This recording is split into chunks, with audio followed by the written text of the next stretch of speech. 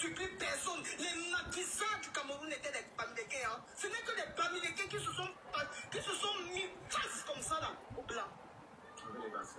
Voilà, avec les bassins. Mais d'abord, surtout les Bamileke. C'est pour ça qu'on a tué beaucoup de Bamileke.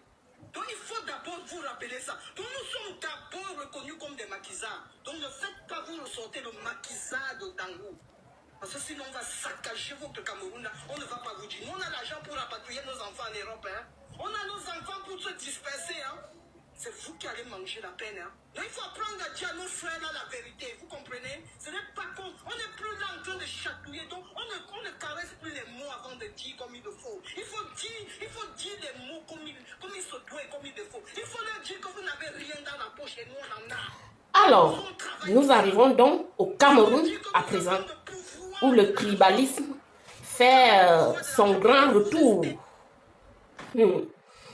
Alors, nous venons d'écouter cette femme Bamileke qui parle justement au gouvernement et surtout à l'ethnie du gouvernement en place, c'est-à-dire les Boulous. Oui, ce sont les Boulous qui sont le sujet de cette conversation. Moi, je fais partie de l'ethnie de Paul Biya. Et comme tous les problèmes du Cameroun, les Camerounais accusent Paul Biya et son ethnie, c'est-à-dire les Boulous. C'est de ça qu'elle est en train de parler. Elle dit justement dans la vidéo qu'il ne faut pas que nous, les Boulous, qu'on ressorte les maquisards qui sont en chaque Bamileke. Donc, nous savons au Cameroun que les Bamileke ont fait les maquis, d'où le nom de maquisard qui leur est attribué. Donc, elle dit justement qu'ils sont des maquisards, qu'on doit faire attention à eux. Alors, premièrement, madame, chaque être humain sur terre a son côté maquisard. Je dis bien chaque être humain sur terre a son côté maquisard. Donc, en chaque être humain, il y a un côté bon et il y a un côté mauvais. Donc, comme vous dites qu'on doit faire attention, vous aussi faites attention à nous. Parce que comme vous croyez que en prenant le pouvoir au Cameroun, vous allez nous génocider, nous les Boulous. Vous vous trompez. Là, on n'est pas encore violent. Hein. On n'est même pas encore, c'est-à-dire, on n'a même pas encore commencé la violence. Si on s'est retenu, si on s'est tué depuis des années où vous appelez à l'extermination du peuple de Paul Biya, c'est parce qu'on a du respect pour Paul Biya. Et maintenant, comme vous le dites, vous allez prononcer les mots. Maintenant, nous aussi, on va prononcer les mots. Ce que vous voulez au Cameroun là, on va faire ça propre. La guerre que vous voulez là, vous l'aurez.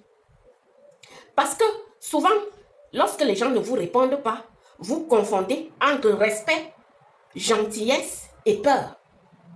C'est trois mots bien distincts. Quelqu'un de gentil, quelqu'un de respectueux ne veut pas dire que c'est une personne qui a peur. Ne confondez pas entre respect et gentillesse et peur. C'est pas la même chose. Donc, comme vous dites que vous allez nous exterminer, nous les Boulous, dès que vous prenez le pouvoir au Cameroun, vous les Bamileke, vous allez nous prouver. Vous croyez que on va croiser les bras comme ça à vous attendre que vous venez nous tuer, vous allez nous prouver sans armes? Essayez donc. Trop, c'est trop.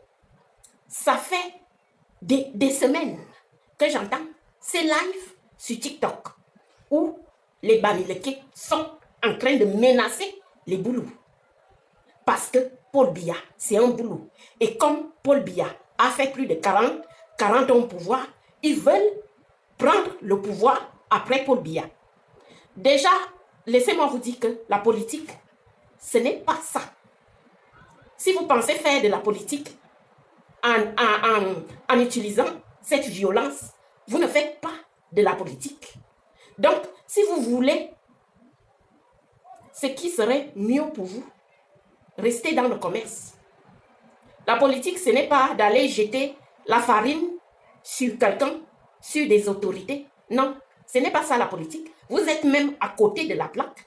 Et laissez-moi vous dire que le jour où vous allez récupérer le pouvoir au Cameroun, c'est la France qui va récupérer le Cameroun.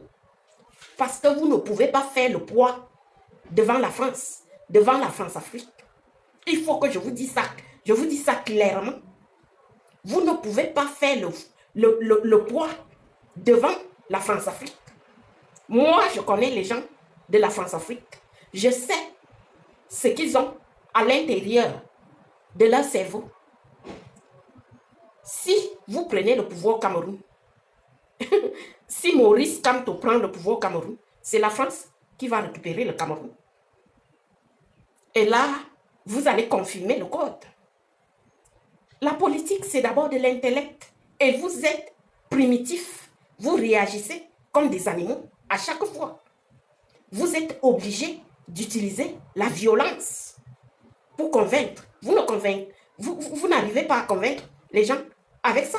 Vous ne pouvez convaincre personne en utilisant la violence. Donc, moi je vous dis, restez dans le commerce. Laissez la politique aux intellectuels. Vous n'êtes pas des intellects. Laissez ça.